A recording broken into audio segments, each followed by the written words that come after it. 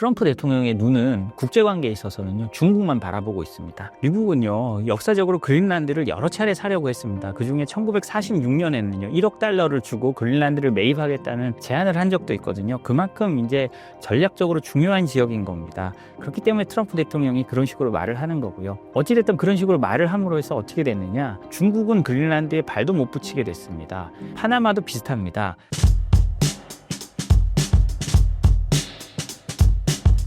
격렬한 미중 갈등 속에서 트럼프가 캐나다와 멕시코 같은 동맹국들부터 강하게 때리는 이유는 무엇일까요? 트럼프 대통령은 이것도 1기 때부터 일관되다고 보면 됩니다. 왜냐하면요, 1기 때도요, 맨 처음 한 게 동맹 먼저 때렸습니다. 그때도 중국 했지만 결국 먼저 때린 건 동맹이었는데요. 처음에 TPP라고요, 환태평양 자유무역지대 뭐 하는 거를 일본이 주도하고 미국이 따라가서 한 건데 그것 바로 탈퇴해버리고요. 그 다음에 나프타, 지금은 USMCA라고 하죠. 미국, 멕시코, 캐나다 협정으로 변한 나프타를 또 재협상에 들어갑니다. 그래서 그걸 가지고 USMCA를 하고요. 그런 다음 때린 게 우리나라였습니다. 그때 우리나라를 때리면서 한미 FTA 재협상하자 그래서 재협상에 들어가고요. 그런 다음에서야 중국과 했습니다. 그리고 근데 이번에는 그래도 중국에 대한 관세를 좀 빨리 때린 편이긴 해요. 1기 때 이미 자신들이 어느 정도 준비를 해놨으니까 이번에 돌아오면서 중국에 먼저 때리긴 했는데요. 어찌됐든 트럼프는요, 계속 동맹들이 우리를 수탈하고 있다. 이 자신의 구조에서 벗어나질 않습니다. 계속 그걸 말해왔으니까 자기 지지층에 그걸 보여줄 필요가 있는 거예요. 그럼 가장 잘 보여줄 수 있는 수단이 뭐냐? 가장 주변에 있는 캐나다와 멕시코, 그리고 이제 뭐 한국도 되고 일본도 되고, 그리고 가장 큰 게 유럽이겠죠. 그러니까 캐나다, 멕시코 때리고 이제 요즘에 그 관세 같은 걸로 유럽을 계속 위협하고 있지 않습니까? 그런 식으로 트럼프 대통령이 가는 겁니다. 그러니까 트럼프 대통령은 사실 뭐 모든 정치인이 마찬가지입니다만 그 중에서도 국내만 바라보는 정치인이라고 보면 됩니다. 국내 자신의 지지층을 어떻게 만족시킬까만 고민하고 따라하는 거지. 그러니까 아메리카 퍼스트인 거예요.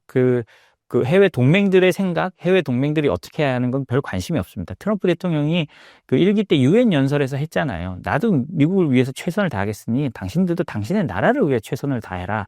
라는 식으로 트럼프 대통령이 말을 했습니다. 그러니까 유엔이란 다자 외교 기구에 가서 그런 취지로 말을 했으니까요. 트럼프 대통령의 입장은 거기서나 지금이나 변하지 않았고 오히려 지금 더 강해져서 나오고 있다고 볼 수 있습니다. 현재 트럼프가 그 전략으로 인해 얻어낸 것들에는 어떤 것들이 있나요? 트럼프 대통령은 지금까지 말로 하고 관세 협박으로 해서 이뤄낸 거라고 하면 실질적 그리고 현실적으로 좀 받아낸 것들은 좀 있습니다. 예를 들자면요, 멕시코와 캐나다가 국경에 군대를 배치했고요. 그걸 통해서 지금 불법 이민자가 확실히 줄어들었습니다. 근데 확실히 줄어들고 트럼프 대통령이 맨날 과장해서 말하는 거지만 역대 가장 적어졌다라고 말을 하는데 그 정도는 아니라고 기사에는 나오던데요. 하여튼 실제로 상당히 바이든 때보다 줄어들었고요. 그리고 펜타닐에 대한 어떤 좀 강력한 지금 조사나 그다음에 압박이 들어가고 있는 것도 사실이고요. 그리고 또 다른 걸 유럽으로 포커스를 넘겨가면 트럼프 대통령이 방위비나 우크라이나 문제로 그렇게 압박을 하니까 그다음 체리 피커의 유럽이 그냥 8천억 유로, 아까 말했지만 1200조가 넘는 그다음에 군비 확장을 하겠다고 했죠. 지금 나토의 군비의 70%를 미국이 대고 있었습니다.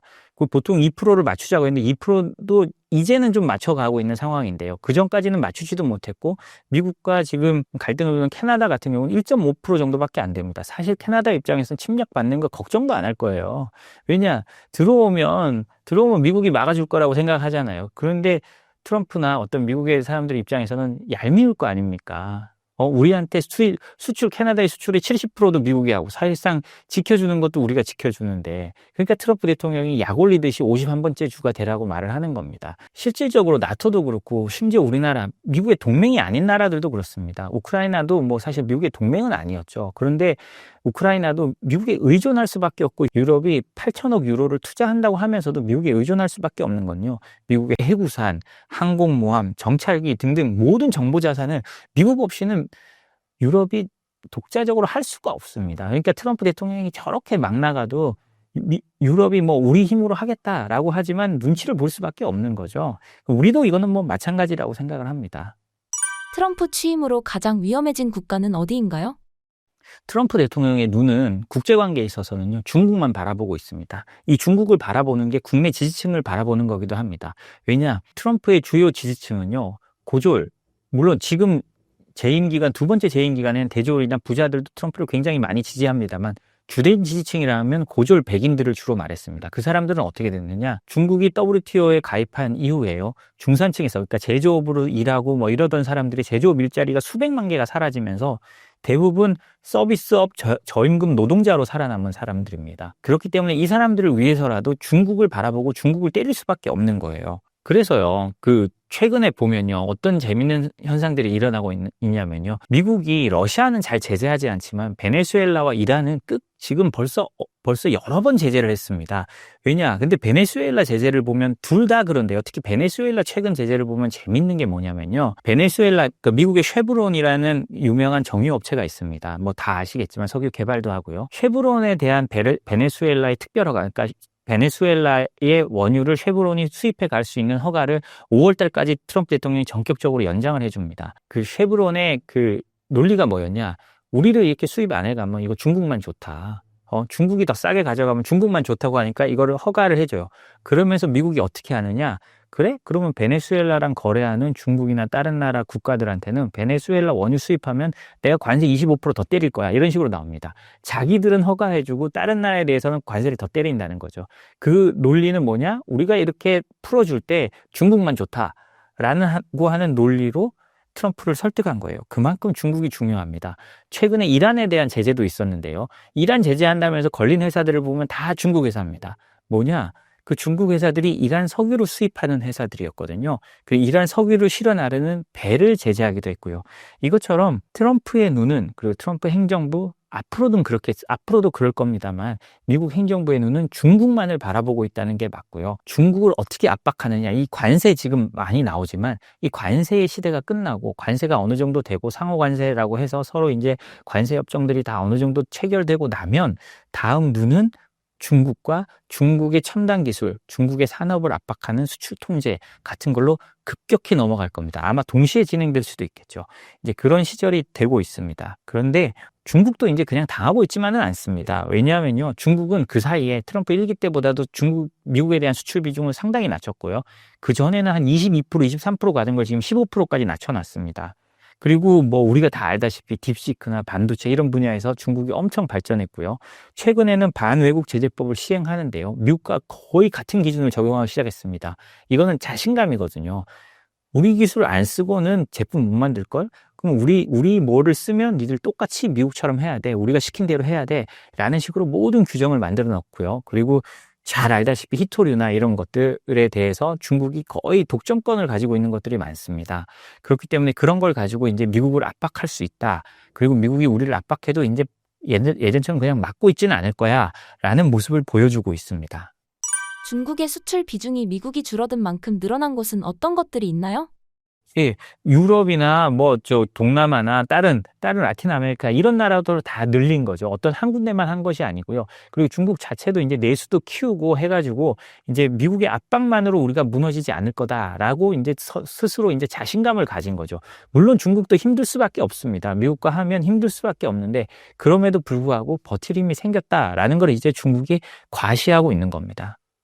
트럼프가 그린란드, 파나마, 가자지구 등 영토에도 욕심내는 이유는 무엇인가요? 겉으로는 영토에 대한 이유라고 보이지만요. 다 내부적으로 들어가 보면 대부분 안보에 대한 얘기입니다. 그리고 중국에 대한 얘기고요.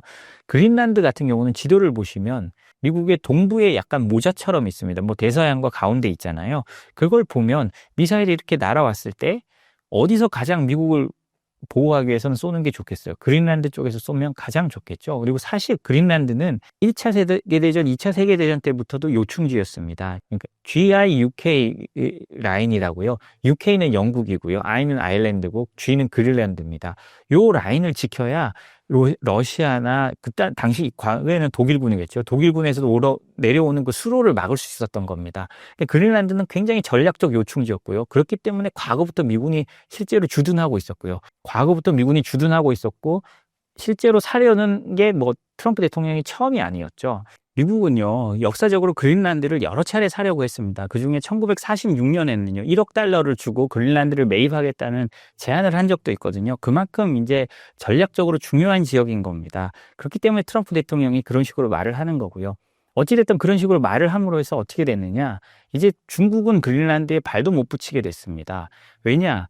그 이전에 2018년만 해도 중국에서 그 그린란드에 있는 항구, 그러니까 원래 미군 해군 기지로 쓰던 그런 항구였어요. 그 항구를 사들이려고 했거든요. 그런 만큼 중국도 그린란드에 굉장히 지정학적으로 관심이 많았습니다. 그리고 진출하려고 여러 번 노력했는데 그때도 안보적인 이유로 무산됐거든요. 근데 이게 트럼프 대통령이 이렇게 시끄럽게 함으로써 그린란드가 미국의 안보에 얼마나 중요한 것인가를 재확인시켜주는 과정이 있으면서요. 사실은 이제 그 다른 미국의 적대 세력이나 미국이 위협하는 세력이 그린란드에 발을 못 붙이게 된 효과를 거두게 됐고요. 파나마도 비슷합니다. 제가요, 한 2010년쯤에 파나마를 취재 간 적이 있었거든요. 제가 기자를 했었는데 그때 파나마를 취재 갔을 때 그때도 파나마 양쪽에 홍콩, 허치슨이 양쪽 파나마 항구를 운영하고 있었습니다.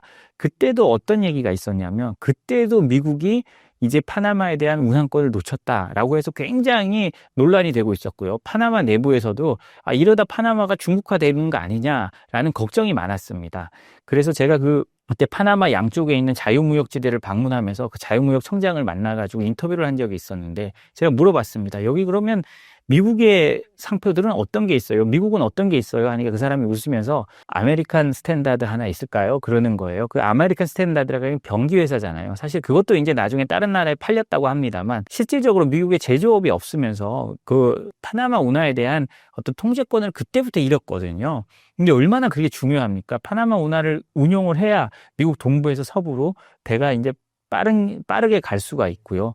사실상 대서양과 태평양을 이용해가지고 미군이 운용할 수 있는 그런 중요한 전략적 요충지인데요. 그걸 이제 미국이 만들고도 통제권을 놓치고 있었으니까 얼마나 불안한 건 사실이었거든요. 근데 그거를 그 미국의 과거 대통령들은 사실 그걸 드러내놓고 말을 하지 못했던 겁니다.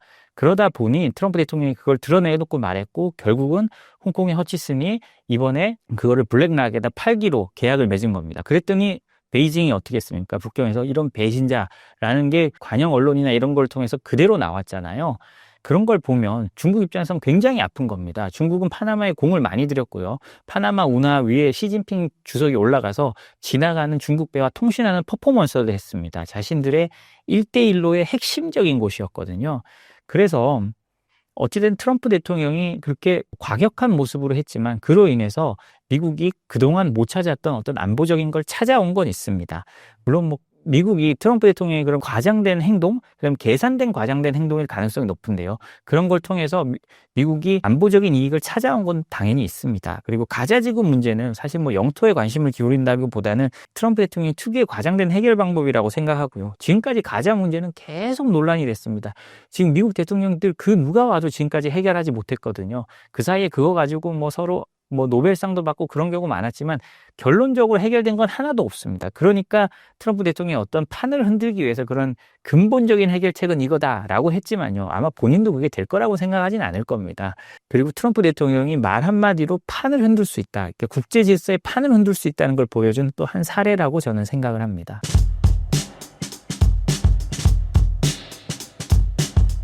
중국이 대만을 침공할 가능성이 있을까요?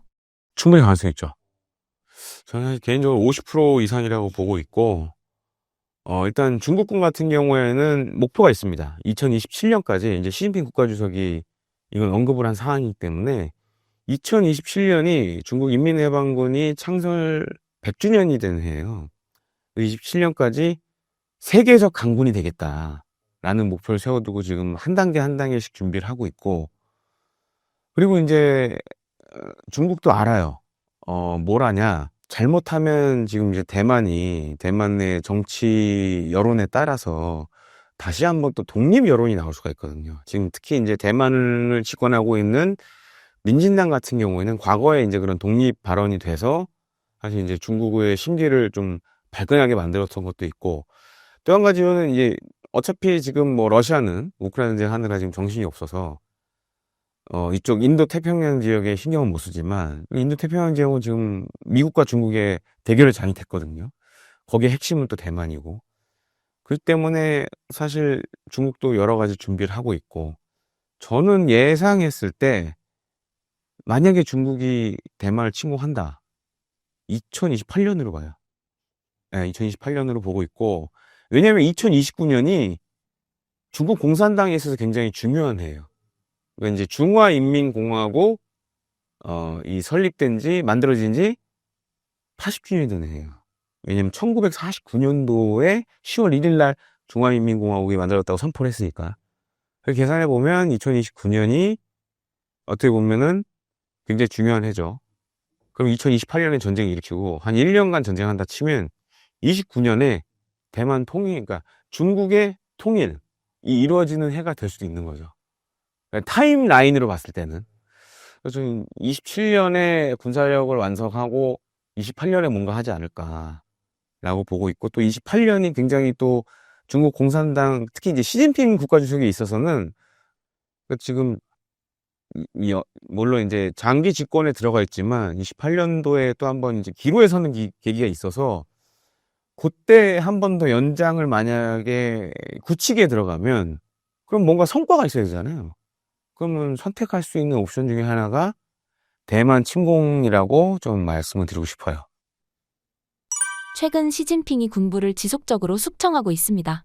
중국 군부의 쿠데타 가능성이 있다는 분석이 있는데 사실인가요?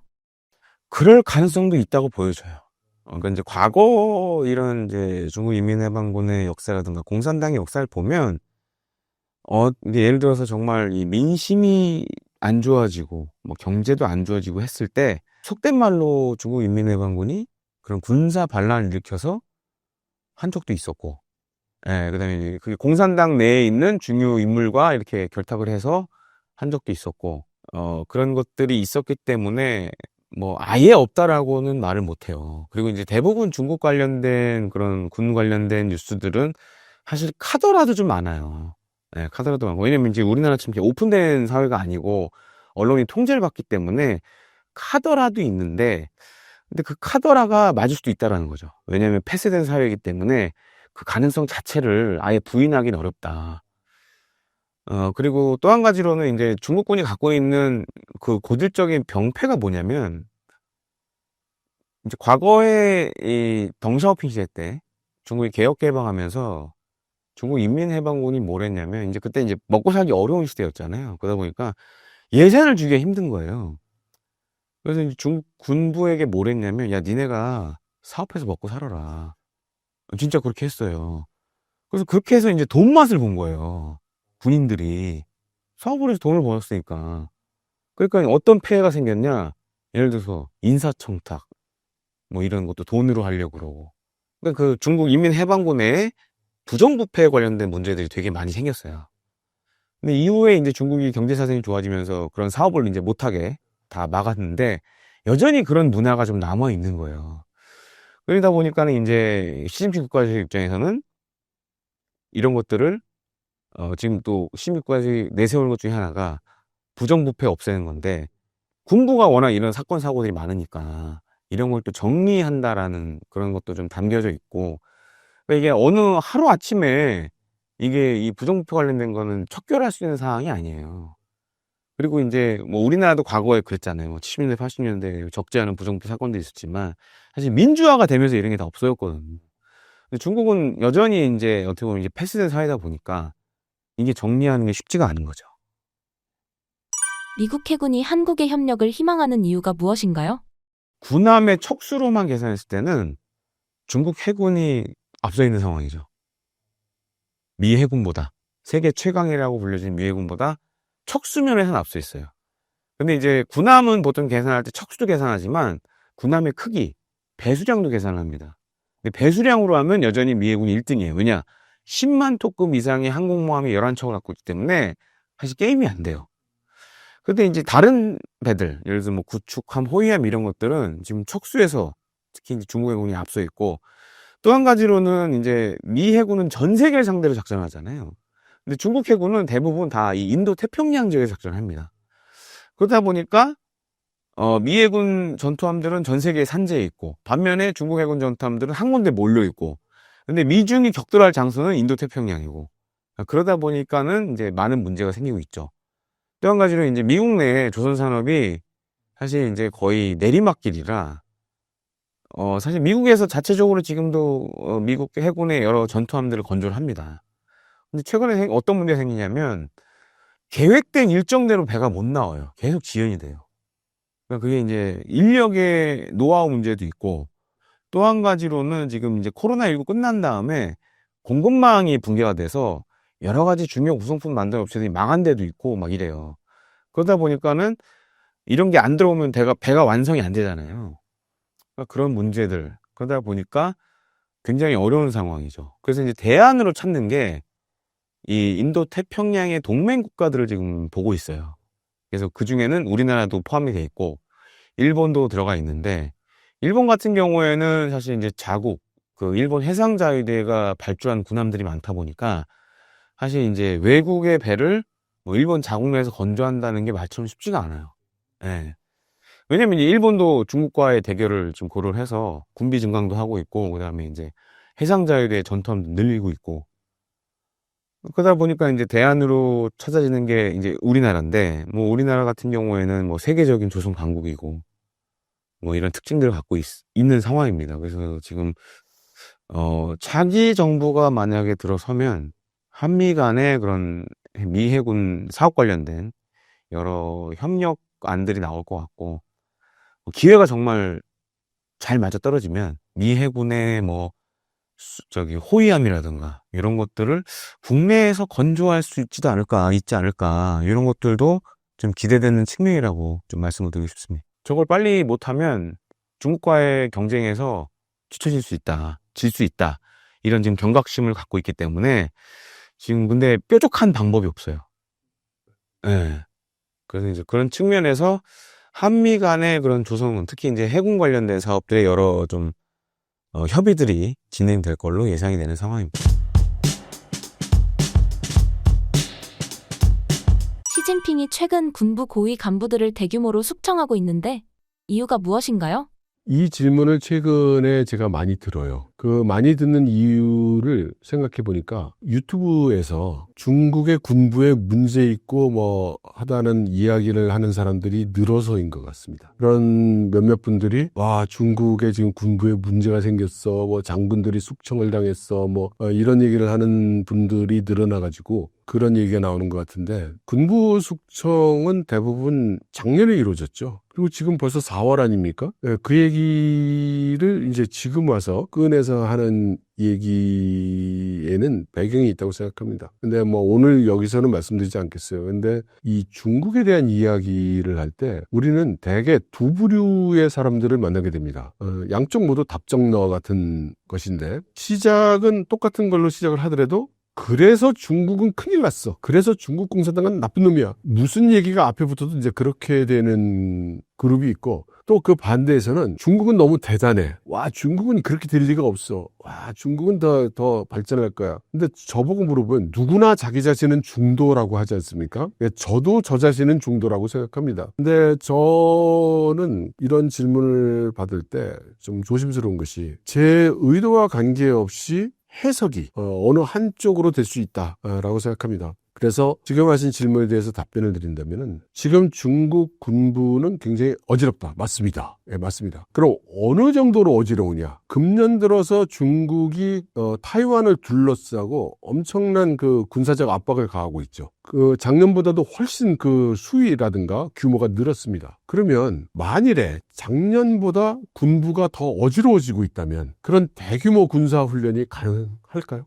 이 군부에 있는 실력자들이 나를 어떻게 할지도 몰라. 그런데 시진핑 주석이 너희들 군대 몇만 명 데리고 군사작전 나가봐 라고 할까요? 그러니까 제 입으로 뭐 인민해방군은 안정적이다 뭐 이렇게 얘기하는 것보다 그런 객관적인 사실을 생각해 보면 시진핑 주석이 군부를 장악 못하고 있다든가 또 일부에서 얘기하는 것처럼 뭐 쿠데타가 일어날 것 같다든가 시진핑 주석이 뭐 병에 걸려서 이제 뭐 근무를 못하고 있다든가 하여튼 별의별 소리가 나오는데 물론 그것이 사실일 수도 있습니다. 그런데 분명한 증거가 없는 상태에서 확실한 근거로 우리가 생각할 수 있는 것들 예를 들어 인민해방군이 동원하고 있는 병력의 규모가 점점 더 커지고 있다는 것 그 규모가 점점 더 커지고 있다는 것 빈도 또한 더 자주 일어나고 있다는 것을 생각해 본다면 그럴 가능성은 매우 적다고 봐야 되겠죠. 시진핑이 군부에 대한 확실한 장악력을 가지고 있다고 봐도 될까요?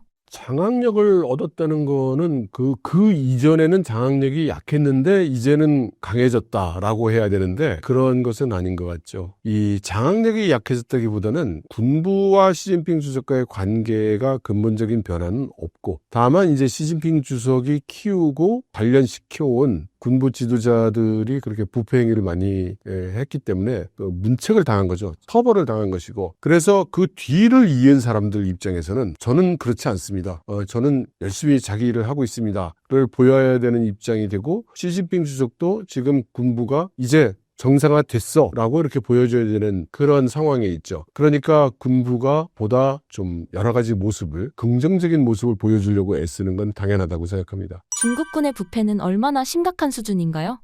정확히 어느 정도 수준이냐라는 거를 얘기하기는 어렵죠. 그 다음에 지금 이야기하고 있는 거는 작년에 있었던 로켓군을 중심으로 이야기가 될 텐데 정확한 규모는 알려지지 않았습니다. 그런데 대부분 부정축제의 규모가 보통 뭐 수백억 위안 정도가 되니까 우리로 치면은 조 단위로 100억 위안이면 지금 한 2조 되잖아요. 그러니까 엄청난 규모인 것이고 또 그로 인해서 이제 중국의 군수산업 높은 사람들도 많이 지금 잡혀갔으니까 그 사람들이 그 부정축제한 그 규모도 엄청나죠. 그런 걸 보면 대단한 규모로 일어났다고 생각할 수 있습니다. 시진핑의 종신 집권은 정말 가능할까요?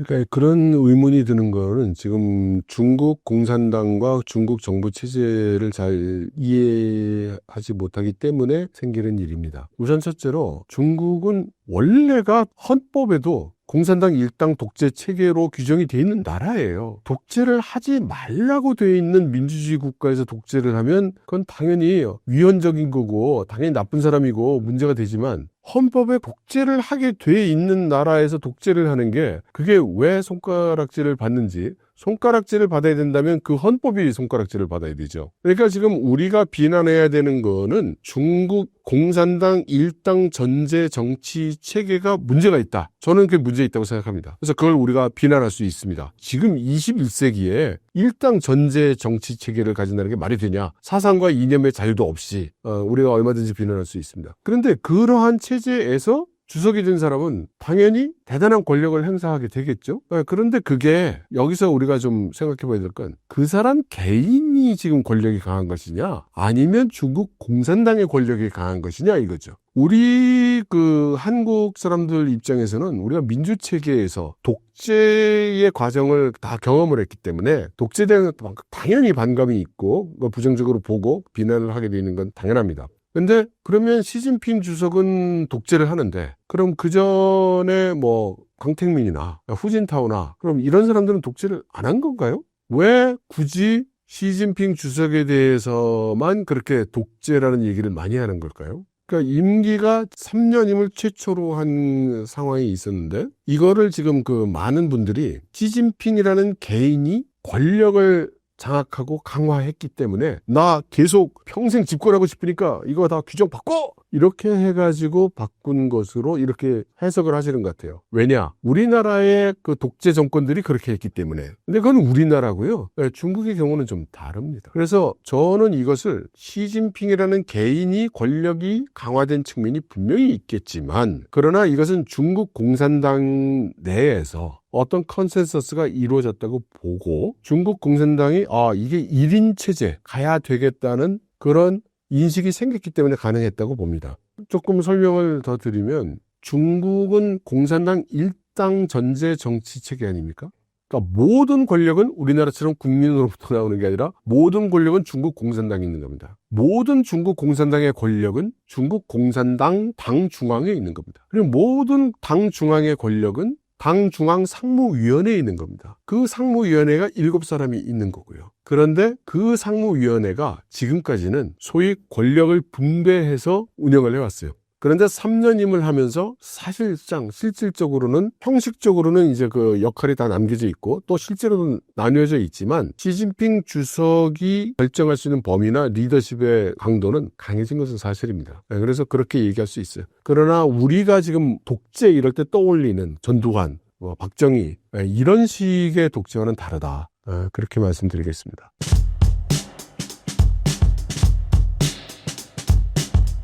격렬한 미중 갈등 속에서 트럼프가 캐나다와 멕시코 같은 동맹국들부터 강하게 때리는 이유는 무엇일까요?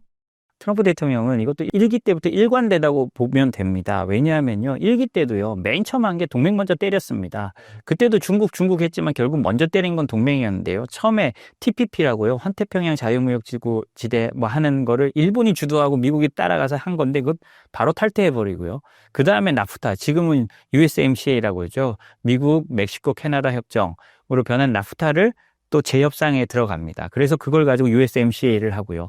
그런 다음 때린 게 우리나라였습니다. 그때 우리나라를 때리면서 한미 FTA 재협상하자 그래서 재협상에 들어가고요. 그런 다음에서야 중국과 했습니다. 그리고 근데 이번에는 그래도 중국에 대한 관세를 좀 빨리 때린 편이긴 해요. 1기 때 이미 자신들이 어느 정도 준비를 해놨으니까 이번에 돌아오면서 중국에 먼저 때리긴 했는데요.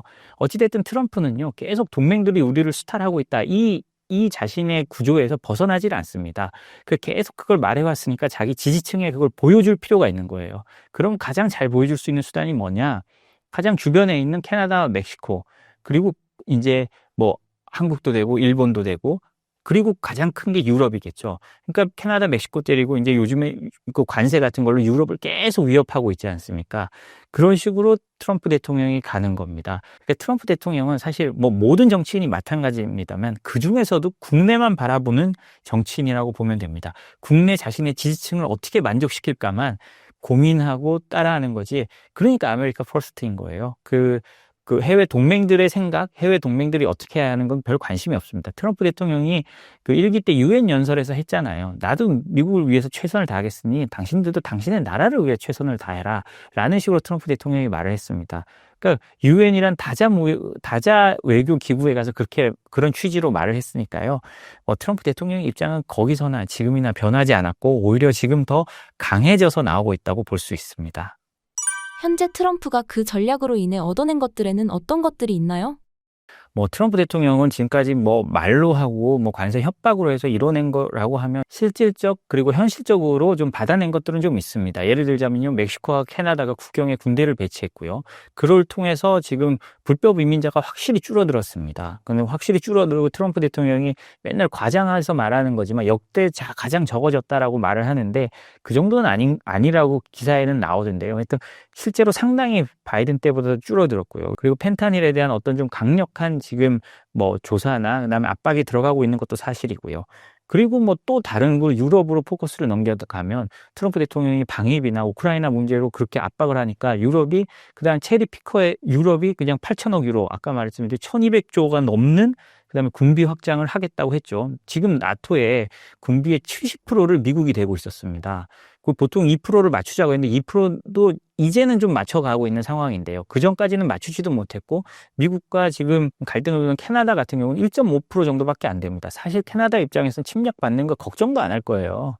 왜냐? 들어오면 미국이 막아줄 거라고 생각하잖아요. 그런데 트럼프나 어떤 미국의 사람들 입장에서는 얄미울 거 아닙니까? 우리한테 수출, 캐나다의 수출의 70%도 미국이 하고 사실상 지켜주는 것도 우리가 지켜주는데 그러니까 트럼프 대통령이 약 올리듯이 51번째 주가 되라고 말을 하는 겁니다. 실질적으로 나토도 그렇고 심지어 우리나라, 미국의 동맹이 아닌 나라들도 그렇습니다. 우크라이나도 사실 미국의 동맹은 아니었죠. 그런데 우크라이나도 미국에 의존할 수밖에 없고 유럽이 8천억 유로를 투자한다고 하면서도 미국에 의존할 수밖에 없는 건요. 미국의 해구산, 항공모함, 정찰기 등등 모든 정보 자산을 미국 없이는 유럽이 독자적으로 할 수가 없습니다. 그러니까 트럼프 대통령이 저렇게 막 나가도 유럽이 우리 힘으로 하겠다라고 하지만 눈치를 볼 수밖에 없는 거죠. 우리도 이거는 마찬가지라고 생각을 합니다. 트럼프 취임으로 가장 위험해진 국가는 어디인가요?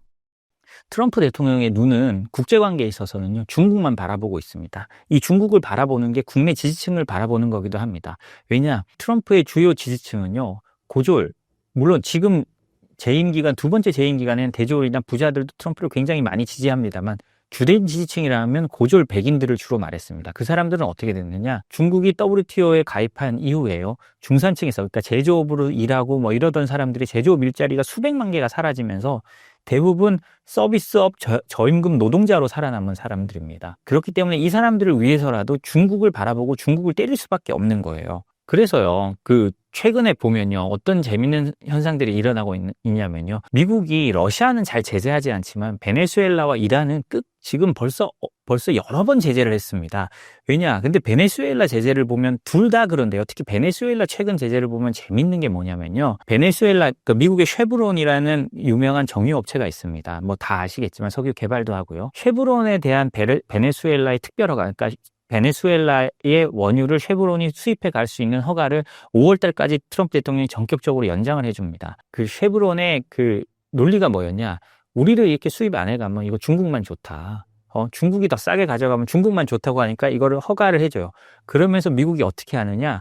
그래? 그러면 베네수엘라랑 거래하는 중국이나 다른 나라 국가들한테는 베네수엘라 원유 수입하면 내가 관세 25% 더 때릴 거야. 이런 식으로 나옵니다. 자기들은 허가해주고 다른 나라에 대해서는 관세를 더 때린다는 거죠. 그 논리는 뭐냐? 우리가 이렇게 풀어줄 때 중국만 좋다라고 하는 논리로 트럼프를 설득한 거예요. 그만큼 중국이 중요합니다. 최근에 이란에 대한 제재도 있었는데요. 이란 제재한다면서 걸린 회사들을 보면 다 중국 회사입니다. 뭐냐? 그 중국 회사들이 이란 석유를 수입하는 회사들이었거든요. 그 이란 석유를 실어 나르는 배를 제재하기도 했고요. 이것처럼 트럼프의 눈은, 그리고 트럼프 행정부, 앞으로도 그럴 겁니다만, 미국 행정부의 눈은 중국만을 바라보고 있다는 게 맞고요. 중국을 어떻게 압박하느냐, 이 관세 지금 많이 나오지만, 이 관세의 시대가 끝나고, 관세가 어느 정도 되고, 상호 관세라고 해서 서로 이제 관세 협정들이 다 어느 정도 체결되고 나면, 다음 눈은 중국과 중국의 첨단 기술, 중국의 산업을 압박하는 수출 통제 같은 걸로 급격히 넘어갈 겁니다. 아마 동시에 진행될 수도 있겠죠. 이제 그런 시절이 되고 있습니다. 그런데 중국도 이제 그냥 당하고 있지만은 않습니다. 왜냐하면요, 중국은 그 사이에 트럼프 1기 때보다도 미국에 대한 수출 비중을 상당히 낮췄고요. 그 전에는 한 22%, 23% 가던 걸 지금 15%까지 낮춰놨습니다. 그리고 뭐 우리가 다 알다시피 딥시크나 반도체 이런 분야에서 중국이 엄청 발전했고요. 최근에는 반외국 제재법을 시행하는데요. 미국과 거의 같은 기준을 적용하기 시작했습니다. 이거는 자신감이거든요. 우리 기술을 안 쓰고는 제품 못 만들걸? 그럼 우리 뭐를 쓰면 니들 똑같이 미국처럼 해야 돼. 우리가 시킨 대로 해야 돼. 라는 식으로 모든 규정을 만들어 놓고요. 그리고 잘 알다시피 히토류나 이런 것들에 대해서 중국이 거의 독점권을 가지고 있는 것들이 많습니다. 그렇기 때문에 그런 걸 가지고 이제 미국을 압박할 수 있다. 그리고 미국이 우리를 압박해도 이제 예전처럼 그냥 막고 있지는 않을 거야. 라는 모습을 보여주고 있습니다. 중국의 수출 비중이 미국이 줄어든 만큼 늘어난 곳은 어떤 것들이 있나요? 예, 유럽이나 동남아나 다른 라틴 아메리카 이런 나라도 다 늘린 거죠. 어떤 한 군데만 한 것이 아니고요. 그리고 중국 자체도 이제 내수도 키우고 해가지고 이제 미국의 압박만으로 우리가 무너지지 않을 거다라고 이제 스스로 이제 자신감을 가진 거죠. 물론 중국도 힘들 수밖에 없습니다. 미국과 하면 힘들 수밖에 없는데 그럼에도 불구하고 버틸 힘이 생겼다라는 걸 이제 중국이 과시하고 있는 겁니다. 트럼프가 그린란드, 파나마, 가자지구 등 영토에도 욕심내는 이유는 무엇인가요? 겉으로는 영토에 대한 이유라고 보이지만요. 다 내부적으로 들어가 보면 대부분 안보에 대한 얘기입니다. 그리고 중국에 대한 얘기고요. 그린란드 같은 경우는 지도를 보시면 미국의 동부에 약간 모자처럼 있습니다. 뭐 대서양과 가운데 있잖아요. 그걸 보면 미사일이 이렇게 날아왔을 때 어디서 가장 미국을 보호하기 위해서는 쏘는 게 좋겠어요. 그린란드 쪽에서 쏘면 가장 좋겠죠. 그리고 사실 그린란드는 1차 세계대전, 2차 세계대전 때부터도 요충지였습니다. 그러니까 GIUK 라인이라고요. UK는 영국이고요. I는 아일랜드고 G는 그린란드입니다. 요 라인을 지켜야 러시아나 당시 과거에는 독일군이겠죠. 독일군에서도 내려오는 그 수로를 막을 수 있었던 겁니다. 그린란드는 굉장히 전략적 요충지였고요. 그렇기 때문에 과거부터 미군이 실제로 주둔하고 있었고요. 실제로 사려는 게 트럼프 대통령이 처음이 아니었죠. 미국은요, 역사적으로 그린란드를 여러 차례 사려고 했습니다. 그 중에 1946년에는요, 1억 달러를 주고 그린란드를 매입하겠다는 제안을 한 적도 있거든요. 그만큼 이제 전략적으로 중요한 지역인 겁니다. 그렇기 때문에 트럼프 대통령이 그런 식으로 말을 하는 거고요. 어찌됐든 그런 식으로 말을 함으로 해서 어떻게 됐느냐, 이제 중국은 그린란드에 발도 못 붙이게 됐습니다. 왜냐, 그 이전에 2018년만 해도 중국에서 그 그린란드에 있는 항구, 그러니까 원래 미군 해군 기지로 쓰던 그런 항구였어요. 그 항구를 사들이려고 했거든요. 그런 만큼 중국도 그린란드에 굉장히 지정학적으로 관심이 많았습니다. 그리고 진출하려고 여러 번 노력했는데 그때도 안보적인 이유로 무산됐거든요. 근데 이게 트럼프 대통령이 이렇게 시끄럽게 함으로써 그린란드가 미국의 안보에 얼마나 중요한 것인가를 재확인시켜주는 과정이 있으면서요. 사실은 이제 그 다른 미국의 적대 세력이나 미국의 위협하는 세력이 그린란드에 발을 못 붙이게 된 효과를 거두게 됐고요. 파나마도 비슷합니다. 제가요, 한 2010년쯤에 파나마를 취재 간 적이 있었거든요. 제가 기자를 했었는데 그때 파나마를 취재 갔을 때 그때도 파나마 양쪽에 홍콩, 허치슨이 양쪽 파나마 항구를 운영하고 있었습니다. 그때도 어떤 얘기가 있었냐면 그때도 미국이 이제 파나마에 대한 운항권을 놓쳤다라고 해서 굉장히 논란이 되고 있었고요. 파나마 내부에서도 이러다 파나마가 중국화되는 거 아니냐라는 걱정이 많았습니다. 그래서 제가 그때 파나마 양쪽에 있는 자유무역지대를 방문하면서 그 자유무역 청장을 만나가지고 인터뷰를 한 적이 있었는데 제가 물어봤습니다. 여기 그러면 미국의 상표들은 어떤 게 있어요? 미국은 어떤 게 있어요? 하니까 그 사람이 웃으면서 아메리칸 스탠다드 하나 있을까요? 그러는 거예요. 그 아메리칸 스탠다드라고 하면 병기 회사잖아요. 사실 그것도 이제 나중에 다른 나라에 팔렸다고 합니다만 실질적으로 미국의 제조업이 없으면서 그 파나마 운하에 대한 어떤 통제권을 그때부터 잃었거든요. 근데 얼마나 그게 중요합니까? 파나마 운하를 운용을 해야 미국 동부에서 서부로 배가 이제 빠르게 갈 수가 있고요. 사실상 대서양과 태평양을 이용해가지고 미군이 운용할 수 있는 그런 중요한 전략적 요충지인데요. 그걸 이제 미국이 만들고도 통제권을 놓치고 있었으니까 얼마나 불안한 건 사실이었거든요. 근데 그거를 그 미국의 과거 대통령들은 사실 그걸 드러내놓고 말을 하지 못했던 겁니다. 그러다 보니 트럼프 대통령이 그걸 드러내놓고 말했고 결국은 홍콩의 허치슨이 이번에 그거를 블랙락에다 팔기로 계약을 맺은 겁니다. 그랬더니 베이징이 어떻게 했습니까? 북경에서 이런 배신자라는 게 관영 언론이나 이런 걸 통해서 그대로 나왔잖아요.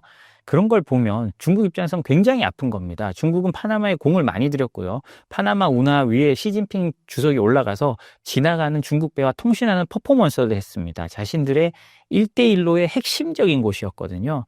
그래서 어찌된 트럼프 대통령이 그렇게 과격한 모습으로 했지만 그로 인해서 미국이 그동안 못 찾았던 어떤 안보적인 걸 찾아온 건 있습니다. 물론 뭐 미국이 트럼프 대통령의 그런 과장된 행동, 그럼 계산된 과장된 행동일 가능성이 높은데요. 그런 걸 통해서 미국이 안보적인 이익을 찾아온 건 당연히 있습니다. 그리고 가자지구 문제는 사실 뭐 영토에 관심을 기울인다기보다는 트럼프 대통령의 특유의 과장된 해결 방법이라고 생각하고요. 지금까지 가자 문제는 계속 논란이 됐습니다. 지금 미국 대통령들 그 누가 와도 지금까지 해결하지 못했거든요. 그 사이에 그거 가지고 뭐 서로 노벨상도 받고 그런 경우 많았지만 결론적으로 해결된 건 하나도 없습니다. 그러니까 트럼프 대통령이 어떤 판을 흔들기 위해서 그런 근본적인 해결책은 이거다라고 했지만요. 아마 본인도 그게 될 거라고 생각하진 않을 겁니다. 그리고 트럼프 대통령이 말 한마디로 판을 흔들 수 있다. 그러니까 국제 질서의 판을 흔들 수 있다는 걸 보여준 또 한 사례라고 저는 생각을 합니다.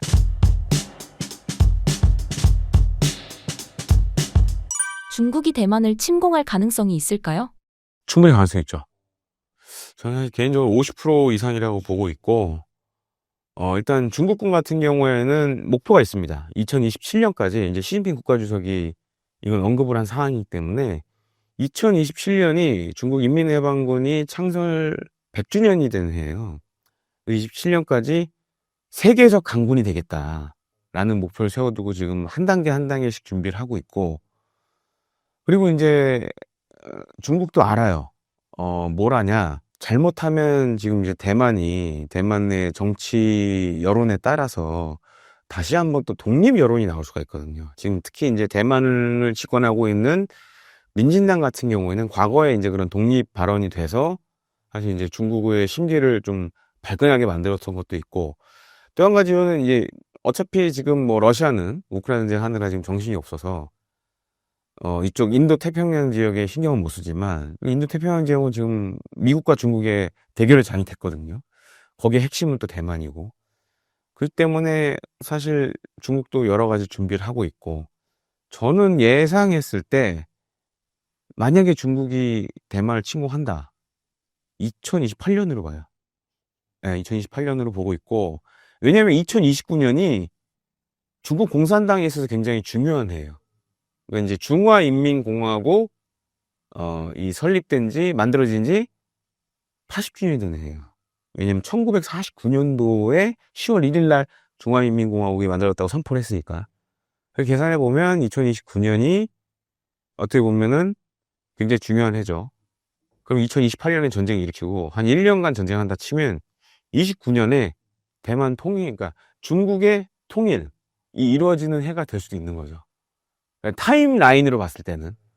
그래서 27년에 군사력을 완성하고 28년에 뭔가 하지 않을까라고 보고 있고, 또 28년이 굉장히 또 중국 공산당, 특히 이제 시진핑 국가주석에 있어서는 지금 물론 이제 장기 집권에 들어가 있지만 28년도에 또 한번 이제 기로에 서는 계기가 있어서, 그때 한 번 더 연장을 만약에 굳히게 들어가면 그럼 뭔가 성과가 있어야 되잖아요.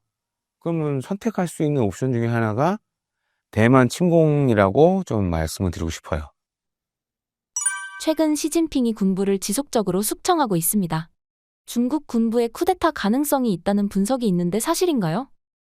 그럴 가능성도 있다고 보여져요. 그러니까 이제 과거 이런 이제 중국 인민해방군의 역사라든가 공산당의 역사를 보면, 이제 예를 들어서 정말 이 민심이 안 좋아지고 뭐 경제도 안 좋아지고 했을 때, 속된 말로 중국 인민해방군이 그런 군사 반란을 일으켜서 한 적도 있었고, 예, 그다음에 이제 그게 공산당 내에 있는 중요 인물과 이렇게 결탁을 해서 한 적도 있었고, 그런 것들이 있었기 때문에 뭐 아예 없다라고는 말을 못 해요. 그리고 이제 대부분 중국 관련된 그런 군 관련된 뉴스들은 사실 카더라도 좀 많아요. 네, 카더라도 많고. 왜냐면 이제 우리나라처럼 이렇게 오픈된 사회가 아니고 언론이 통제를 받기 때문에 카더라도 있는데, 근데 그 카더라가 맞을 수도 있다라는 거죠. 왜냐면 폐쇄된 사회이기 때문에 그 가능성 자체를 아예 부인하기는 어렵다. 그리고 또 한 가지로는 이제 중국군이 갖고 있는 그 고질적인 병폐가 뭐냐면, 이제 과거에 이 덩샤오핑 시대 때 중국이 개혁 개방하면서 중국 인민해방군이 뭘 했냐면, 이제 그때 이제 먹고 살기 어려운 시대였잖아요. 그러다 보니까 예산을 주기가 힘든 거예요. 그래서 이제 중국 군부에게 뭘 했냐면, 야, 니네가 사업해서 먹고 살아라. 진짜 그렇게 했어요. 그래서 그렇게 해서 이제 돈 맛을 본 거예요. 군인들이 사업을 해서 돈을 벌었으니까. 그러니까 어떤 폐해가 생겼냐? 예를 들어서 인사청탁 뭐 이런 것도 돈으로 하려고 그러고. 그러니까 그 중국 인민해방군 내에 부정부패에 관련된 문제들이 되게 많이 생겼어요. 근데 이후에 이제 중국이 경제 사정이 좋아지면서 그런 사업을 이제 못하게 다 막았는데, 여전히 그런 문화가 좀 남아 있는 거예요. 그러다 보니까는 이제 시진핑 국가주석 입장에서는 이런 것들을 지금 또 시진핑 국가주석이 내세우는 것 중에 하나가 부정부패 없애는 건데, 군부가 워낙 이런 사건 사고들이 많으니까 이런 걸 또 정리한다라는 그런 것도 좀 담겨져 있고, 그러니까 이게 어느 하루 아침에 이게 이 부정부패 관련된 거는 척결할 수 있는 상황이 아니에요. 그리고 이제 뭐 우리나라도 과거에 그랬잖아요. 뭐 70년대, 80년대 적지 않은 부정부패 사건도 있었지만 사실 민주화가 되면서 이런 게 다 없어졌거든요. 근데 중국은 여전히 이제 어떻게 보면 이제 폐쇄된 사회다 보니까 이게 정리하는 게 쉽지가 않은 거죠. 미국 해군이 한국의 협력을 희망하는 이유가 무엇인가요? 군함의 척수로만 계산했을 때는 중국 해군이 앞서 있는 상황이죠. 미 해군보다, 세계 최강이라고 불려진 미 해군보다 척수면에서는 앞서 있어요. 근데 이제 군함은 보통 계산할 때 척수도 계산하지만 군함의 크기, 배수량도 계산합니다. 근데 배수량으로 하면 여전히 미 해군이 1등이에요. 왜냐? 10만 톤급 이상의 항공모함이 11척을 갖고 있기 때문에 사실 게임이 안 돼요. 근데 이제 다른 배들, 예를 들어서 뭐 구축함, 호위함 이런 것들은 지금 척수에서 특히 이제 중국 해군이 앞서 있고, 또 한 가지로는 이제 미 해군은 전 세계를 상대로 작전하잖아요. 근데 중국 해군은 대부분 다 이 인도 태평양 지역에 작전합니다. 그러다 보니까 미 해군 전투함들은 전 세계에 산재해 있고, 반면에 중국 해군 전투함들은 한 군데 몰려 있고, 근데 미중이 격돌할 장소는 인도 태평양이고, 그러다 보니까는 이제 많은 문제가 생기고 있죠. 또 한 가지로 이제 미국 내 조선 산업이 사실 이제 거의 내리막길이라, 사실 미국에서 자체적으로 지금도 미국 해군의 여러 전투함들을 건조를 합니다. 근데 최근에 어떤 문제가 생기냐면, 계획된 일정대로 배가 못 나와요. 계속 지연이 돼요. 그러니까 그게 이제 인력의 노하우 문제도 있고, 또 한 가지로는 지금 이제 코로나19 끝난 다음에 공급망이 붕괴가 돼서 여러 가지 중요 구성품 만드는 업체들이 망한 데도 있고 막 이래요. 그러다 보니까는 이런 게 안 들어오면 배가 완성이 안 되잖아요. 그러니까 그런 문제들. 그러다 보니까 굉장히 어려운 상황이죠. 그래서 이제 대안으로 찾는 게 이 인도 태평양의 동맹 국가들을 지금 보고 있어요. 그래서 그 중에는 우리나라도 포함이 돼 있고 일본도 들어가 있는데, 일본 같은 경우에는 사실 이제 자국, 그 일본 해상자위대가 발주한 군함들이 많다 보니까 사실 이제 외국의 배를 뭐 일본 자국 내에서 건조한다는 게 말처럼 쉽지가 않아요. 예. 왜냐면 이제 일본도 중국과의 대결을 좀 고려를 해서 군비 증강도 하고 있고, 그다음에 이제 해상자위대 전투함도 늘리고 있고, 그러다 보니까 이제 대안으로 찾아지는 게 이제 우리나라인데, 뭐 우리나라 같은 경우에는 뭐 세계적인 조선 강국이고 뭐 이런 특징들을 갖고 있는 상황입니다. 그래서 지금 차기 정부가 만약에 들어서면 한미 간의 그런 미 해군 사업 관련된 여러 협력안들이 나올 것 같고, 기회가 정말 잘 맞아 떨어지면 미 해군의 뭐 호위함이라든가 이런 것들을 국내에서 건조할 수 있지 않을까, 이런 것들도 좀 기대되는 측면이라고 좀 말씀을 드리고 싶습니다. 저걸 빨리 못하면 중국과의 경쟁에서 뒤처질 수 있다, 질 수 있다, 이런 지금 경각심을 갖고 있기 때문에 지금 근데 뾰족한 방법이 없어요. 예. 그래서 이제 그런 측면에서 한미 간의 그런 조성은, 특히 이제 해군 관련된 사업들의 여러 좀 협의들이 진행될 걸로 예상이 되는 상황입니다. 시진핑이 최근 군부 고위 간부들을 대규모로 숙청하고 있는데 이유가 무엇인가요? 이 질문을 최근에 제가 많이 들어요. 그 많이 듣는 이유를 생각해 보니까 유튜브에서 중국의 군부에 문제 있고 뭐 하다는 이야기를 하는 사람들이 늘어서인 것 같습니다. 그런 몇몇 분들이 와, 중국에 지금 군부에 문제가 생겼어, 뭐 장군들이 숙청을 당했어, 뭐 이런 얘기를 하는 분들이 늘어나가지고 그런 얘기가 나오는 것 같은데, 군부 숙청은 대부분 작년에 이루어졌죠. 그리고 지금 벌써 4월 아닙니까?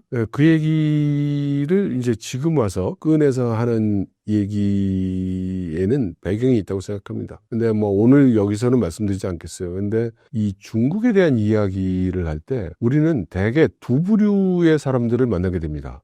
양쪽 모두 답정너 같은 것인데, 시작은 똑같은 걸로 시작을 하더라도 그래서 중국은 큰일 났어, 그래서 중국 공산당은 나쁜 놈이야, 무슨 얘기가 앞에 붙어도 이제 그렇게 되는 그룹이 있고, 또 그 반대에서는 중국은 너무 대단해, 와 중국은 그렇게 될 리가 없어, 와 중국은 더 발전할 거야. 근데 저보고 물어보면 누구나 자기 자신은 중도라고 하지 않습니까? 저도 저 자신은 중도라고 생각합니다. 근데 저는 이런 질문을 받을 때 좀 조심스러운 것이, 제 의도와 관계없이 해석이 어느 한쪽으로 될 수 있다라고 생각합니다. 그래서 지금 하신 질문에 대해서 답변을 드린다면은, 지금 중국 군부는 굉장히 어지럽다. 맞습니다. 예, 맞습니다. 그럼 어느 정도로 어지러우냐? 금년 들어서 중국이 타이완을 둘러싸고 엄청난 그 군사적 압박을 가하고 있죠. 그 작년보다도 훨씬 그 수위라든가 규모가 늘었습니다. 그러면 만일에 작년보다 군부가 더 어지러워지고 있다면 그런 대규모 군사 훈련이 가능할까요?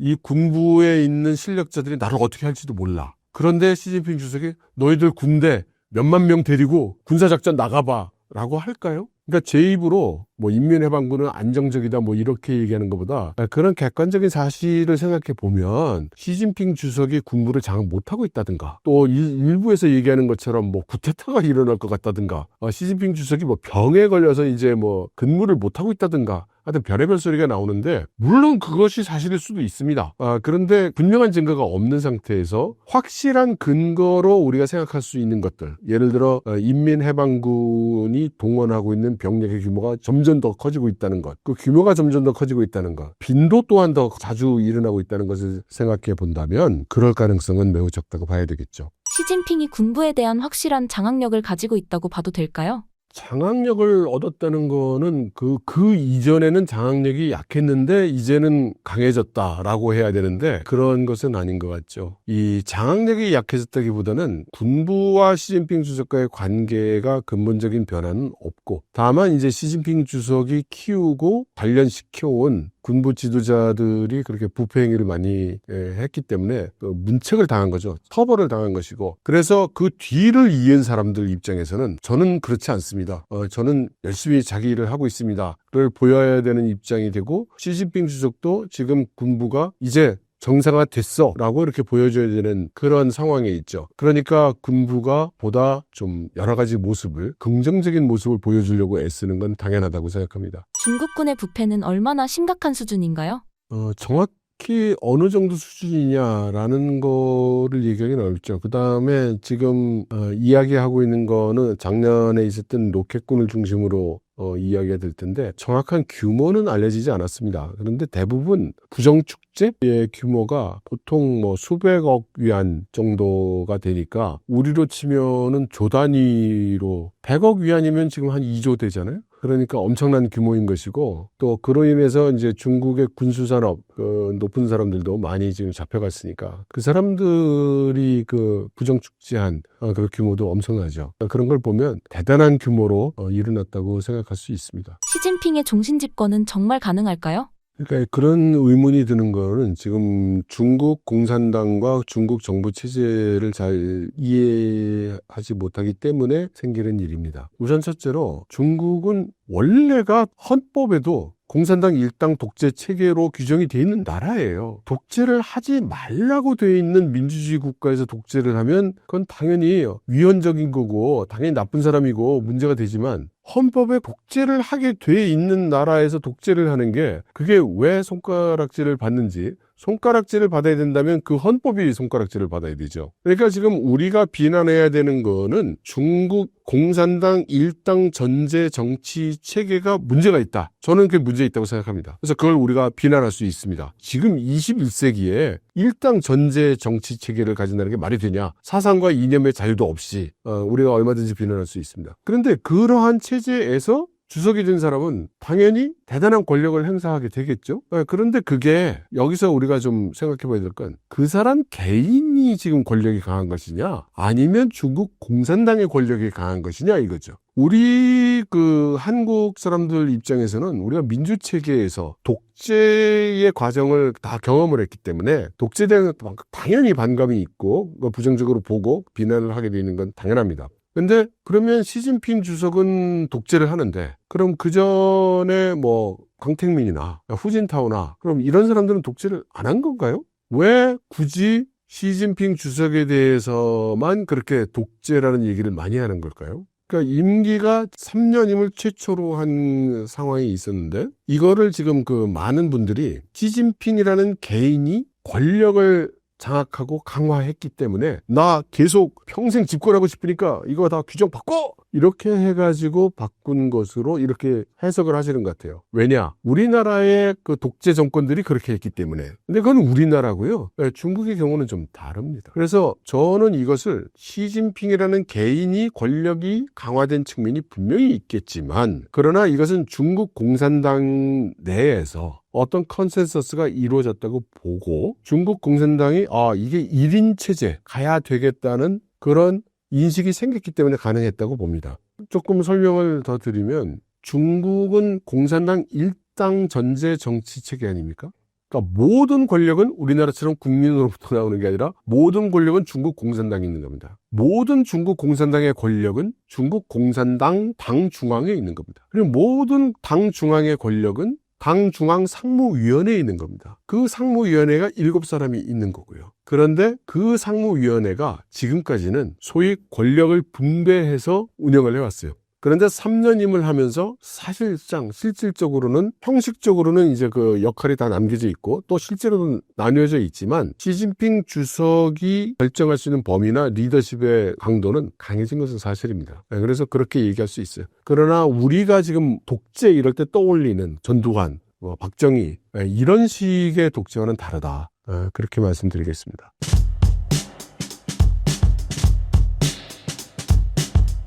격렬한 미중 갈등 속에서 트럼프가 캐나다와 멕시코 같은 동맹국들부터 강하게 때리는 이유는 무엇일까요? 트럼프 대통령은 이것도 1기 때부터 일관되다고 보면 됩니다. 왜냐하면요, 1기 때도요, 맨 처음 한 게 동맹 먼저 때렸습니다. 그때도 중국 했지만 결국 먼저 때린 건 동맹이었는데요. 처음에 TPP라고요, 환태평양 자유무역지대 뭐 하는 거를 일본이 주도하고 미국이 따라가서 한 건데 그것 바로 탈퇴해버리고요. 그 다음에 나프타, 지금은 USMCA라고 하죠. 미국, 멕시코, 캐나다 협정으로 변한 나프타를 또 재협상에 들어갑니다. 그래서 그걸 가지고 USMCA를 하고요. 그런 다음 때린 게 우리나라였습니다. 그때 우리나라를 때리면서 한미 FTA 재협상 하자 그래서 재협상에 들어가고요. 그런 다음에서야 중국과 했습니다. 그리고 근데 이번에는 그래도 중국에 대한 관세를 좀 빨리 때린 편이긴 해요. 1기 때 이미 자신들이 어느 정도 준비를 해놨으니까 이번에 돌아오면서 중국에 먼저 때리긴 했는데요. 어찌됐든 트럼프는요, 계속 동맹들이 우리를 수탈하고 있다. 이 자신의 구조에서 벗어나질 않습니다.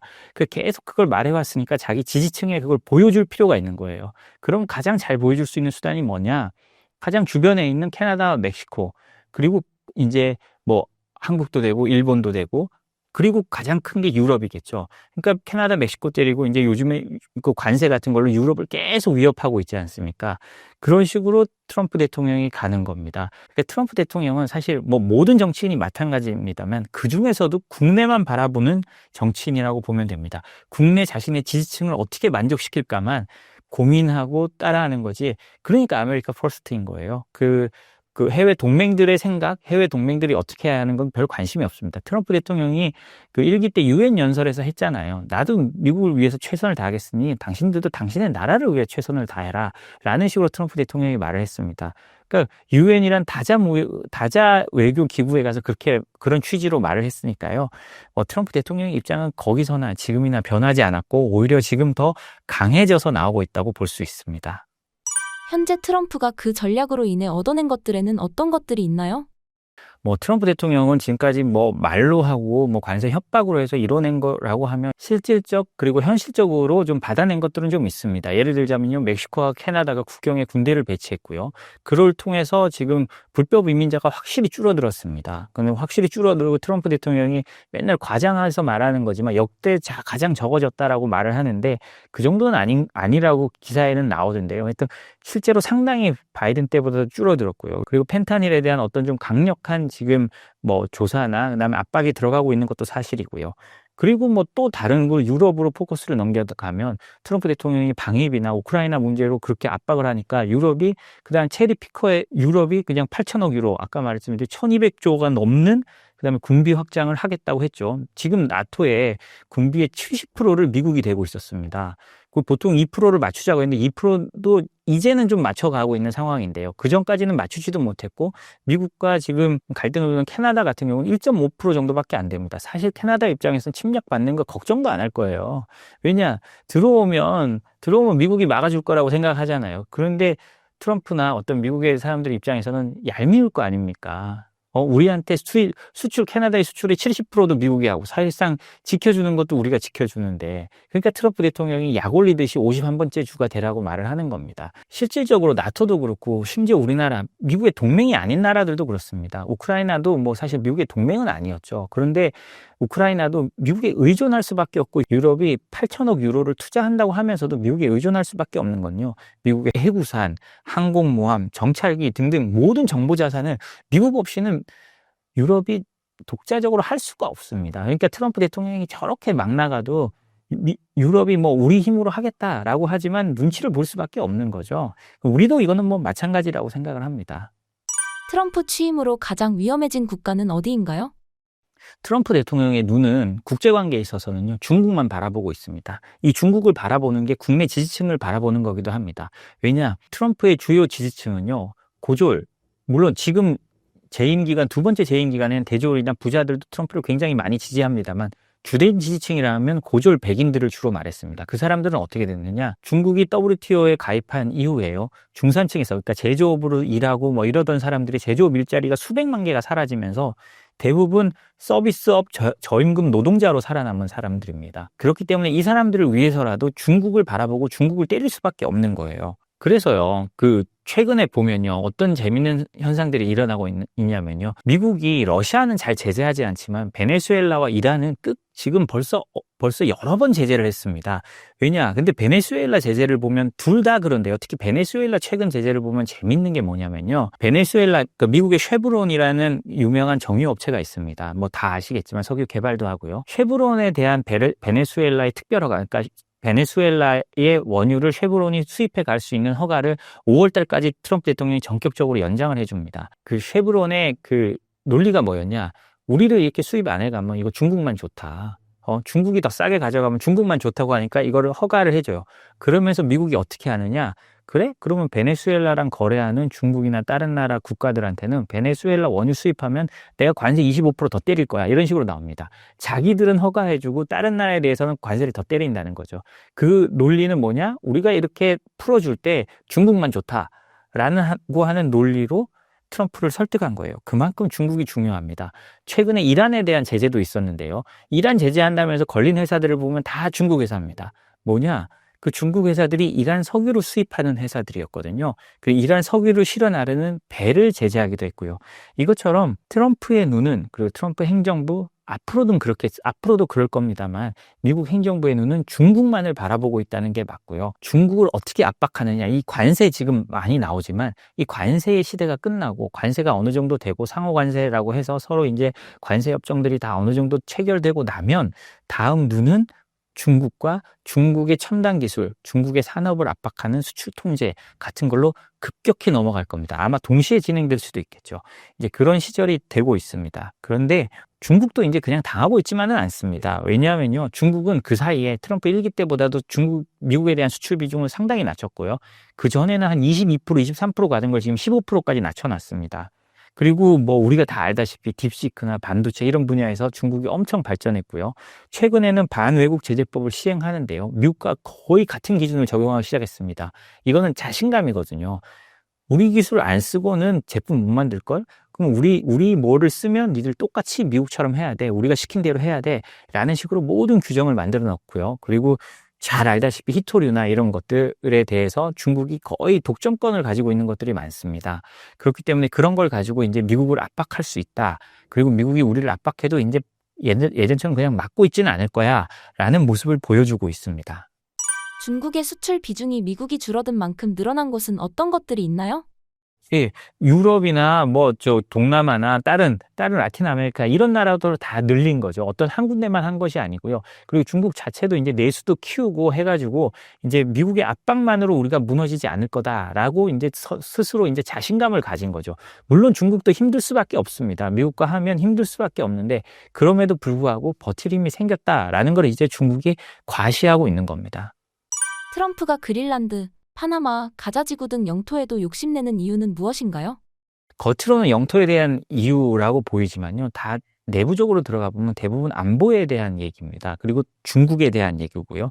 그린란드 같은 경우는 지도를 보시면 미국의 동부에 약간 모자처럼 있습니다. 뭐 대서양과 가운데 있잖아요. 그걸 보면 미사일이 이렇게 날아왔을 때 어디서 가장 미국을 보호하기 위해서는 쏘는 게 좋겠어요. 그린란드 쪽에서 쏘면 가장 좋겠죠. 그리고 사실 그린란드는 1차 세계대전, 2차 세계대전 때부터도 요충지였습니다. 그러니까 GIUK 라인이라고요. UK는 영국이고요. I는 아일랜드고 G는 그린란드입니다. 요 라인을 지켜야 러시아나 당시 과거에는 독일군이겠죠. 독일군에서도 내려오는 그 수로를 막을 수 있었던 겁니다. 그린란드는 굉장히 전략적 요충지였고요. 그렇기 때문에 과거부터 미군이 실제로 주둔하고 있었고요. 실제로 사려는 게 트럼프 대통령이 처음이 아니었죠. 미국은요, 역사적으로 그린란드를 여러 차례 사려고 했습니다. 그 중에 1946년에는요, 1억 달러를 주고 그린란드를 매입하겠다는 제안을 한 적도 있거든요. 그만큼 이제 전략적으로 중요한 지역인 겁니다. 그렇기 때문에 트럼프 대통령이 그런 식으로 말을 하는 거고요. 어찌됐든 그런 식으로 말을 함으로 해서 어떻게 됐느냐, 이제 중국은 그린란드에 발도 못 붙이게 됐습니다. 왜냐, 그 이전에 2018년만 해도 중국에서 그 그린란드에 있는 항구, 그러니까 원래 미군 해군 기지로 쓰던 그런 항구였어요. 그 항구를 사들이려고 했거든요. 그런 만큼 중국도 그린란드에 굉장히 지정학적으로 관심이 많았습니다. 그리고 진출하려고 여러 번 노력했는데 그때도 안보적인 이유로 무산됐거든요. 근데 이게 트럼프 대통령이 이렇게 시끄럽게 함으로써 그린란드가 미국의 안보에 얼마나 중요한 것인가를 재확인시켜주는 과정이 있으면서요. 사실은 이제 그 다른 미국의 적대 세력이나 미국의 위협하는 세력이 그린란드에 발을 못 붙이게 된 효과를 거두게 됐고요. 파나마도 비슷합니다. 제가요, 한 2010년쯤에 파나마를 취재 간 적이 있었거든요. 제가 기자를 했었는데 그때 파나마를 취재 갔을 때 그때도 파나마 양쪽에 홍콩, 허치슨이 양쪽 파나마 항구를 운영하고 있었습니다. 그때도 어떤 얘기가 있었냐면 그때도 미국이 이제 파나마에 대한 운항권을 놓쳤다라고 해서 굉장히 논란이 되고 있었고요. 파나마 내부에서도 이러다 파나마가 중국화 되는 거 아니냐라는 걱정이 많았습니다. 그래서 제가 그때 파나마 양쪽에 있는 자유무역지대를 방문하면서 그 자유무역 청장을 만나가지고 인터뷰를 한 적이 있었는데 제가 물어봤습니다. 여기 그러면 미국의 상표들은 어떤 게 있어요? 미국은 어떤 게 있어요? 하니까 그 사람이 웃으면서 아메리칸 스탠다드 하나 있을까요? 그러는 거예요. 그 아메리칸 스탠다드가 병기 회사잖아요. 사실 그것도 이제 나중에 다른 나라에 팔렸다고 합니다만 실질적으로 미국의 제조업이 없으면서 그 파나마 운하에 대한 어떤 통제권을 그때부터 잃었거든요. 근데 얼마나 그게 중요합니까? 파나마 운하를 운용을 해야 미국 동부에서 서부로 배가 이제 빠르게 갈 수가 있고요. 사실상 대서양과 태평양을 이용해가지고 미군이 운용할 수 있는 그런 중요한 전략적 요충지인데요. 그걸 이제 미국이 만들고도 통제권을 놓치고 있었으니까 얼마나 불안한 건 사실이었거든요. 근데 그거를 그 미국의 과거 대통령들은 사실 그걸 드러내놓고 말을 하지 못했던 겁니다.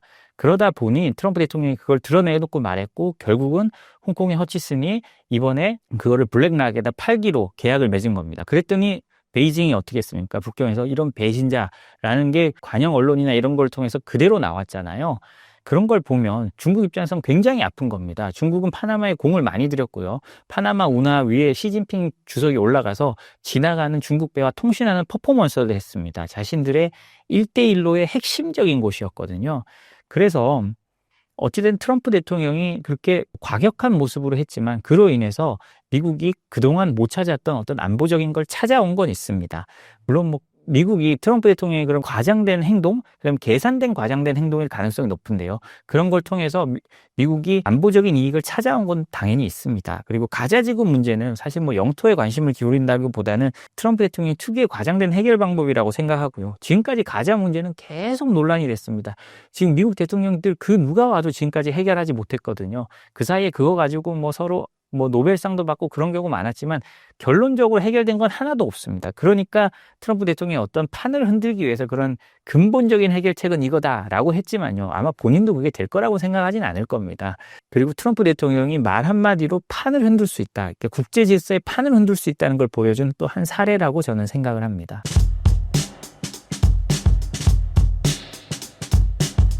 중국이 대만을 침공할 가능성이 있을까요?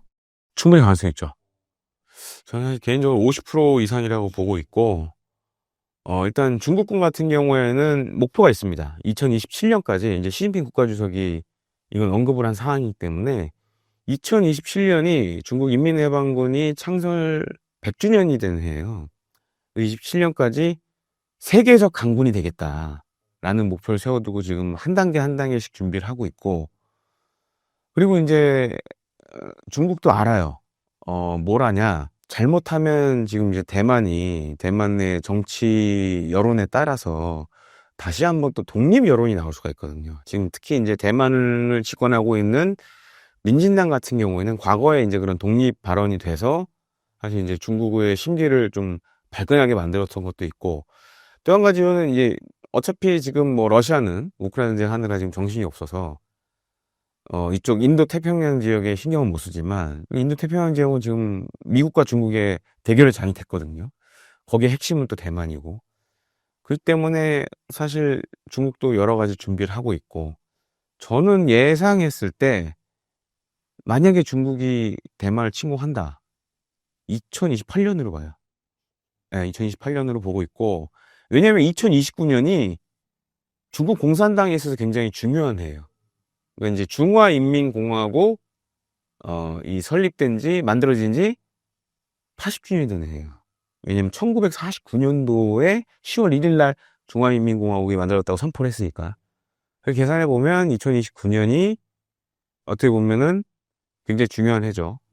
그럼 2028년에 전쟁을 일으키고 한 1년간 전쟁한다 치면 29년에 대만 통일, 그러니까 중국의 통일이 이루어지는 해가 될 수도 있는 거죠. 그러니까 타임라인으로 봤을 때는. 그래서 27년에 군사력을 완성하고 28년에 뭔가 하지 않을까라고 보고 있고, 또 28년이 굉장히 또 중국 공산당, 특히 이제 시진핑 국가주석에 있어서는 지금 물론 이제 장기 집권에 들어가 있지만 28년도에 또 한번 이제 기로에 서는 계기가 있어서 그때 한 번 더 연장을 만약에 굳히게 들어가면 그럼 뭔가 성과가 있어야 되잖아요. 그러면 선택할 수 있는 옵션 중에 하나가 대만 침공이라고 좀 말씀을 드리고 싶어요. 최근 시진핑이 군부를 지속적으로 숙청하고 있습니다. 중국 군부의 쿠데타 가능성이 있다는 분석이 있는데 사실인가요? 그럴 가능성도 있다고 보여져요.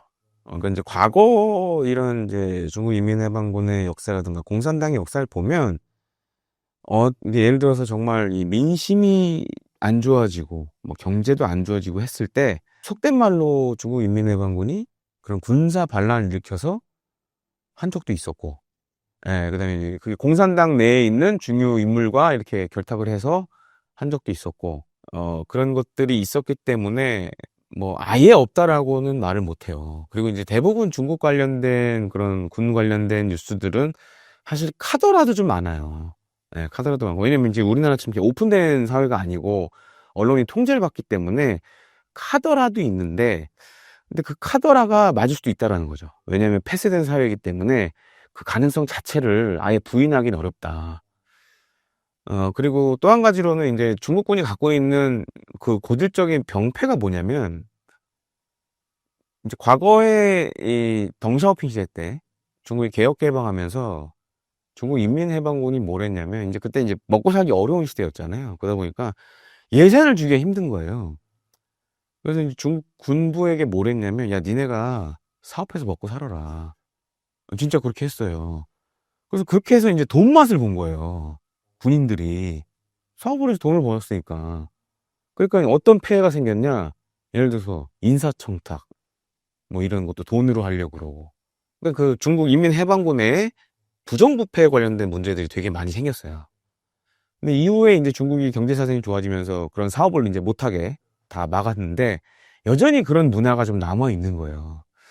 그러다 보니까는 이제 시진핑 국가주석 입장에서는 이런 것들을 지금 또 시진핑 국가주석이 내세우는 것 중에 하나가 부정부패 없애는 건데, 군부가 워낙 이런 사건 사고들이 많으니까 이런 걸 또 정리한다라는 그런 것도 좀 담겨져 있고, 그러니까 이게 어느 하루 아침에 이게 이 부정부패 관련된 거는 척결할 수 있는 상황이 아니에요. 그리고 이제 뭐 우리나라도 과거에 그랬잖아요. 뭐 70년대, 80년대 적지 않은 부정부패 사건도 있었지만 사실 민주화가 되면서 이런 게 다 없어졌거든요. 근데 중국은 여전히 이제 어떻게 보면 이제 폐쇄된 사회다 보니까 이게 정리하는 게 쉽지가 않은 거죠. 미국 해군이 한국의 협력을 희망하는 이유가 무엇인가요? 군함의 척수로만 계산했을 때는 중국 해군이 앞서 있는 상황이죠. 미 해군보다. 세계 최강이라고 불려진 미 해군보다 척수면에서는 앞서 있어요. 근데 이제 군함은 보통 계산할 때 척수도 계산하지만 군함의 크기, 배수량도 계산합니다. 근데 배수량으로 하면 여전히 미 해군이 1등이에요. 왜냐? 10만 톤급 이상의 항공모함이 11척을 갖고 있기 때문에 사실 게임이 안 돼요.